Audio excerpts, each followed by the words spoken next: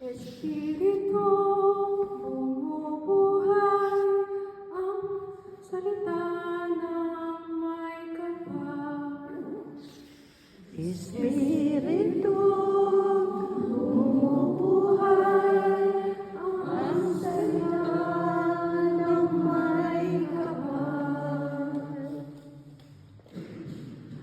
Ang batas ng Panginoon ay batas na walang kulang. Ito'y utos na ang dulot sa tao ay mabubuhay.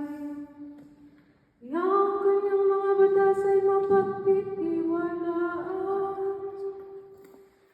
Nagbibigay ng talino sa bahag ang kaisipan. Espiritu, bumubuhay ang salita ng may kapal. Ang tunay binigay ng poon ay wastong utos. Liligaya sino man kapag ito ang sinunod. Ito'y wagas at matuwid pagkat mula ito sa Diyos. Pangunawa ng isipan niya ang bungang itutulog.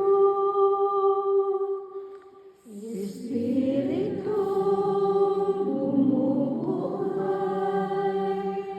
ang salita ng may kapal. Yang pagkalak sa poon ay marapat at mabuti. Isang banal na tungkulin ay iiral na parati. Pati mga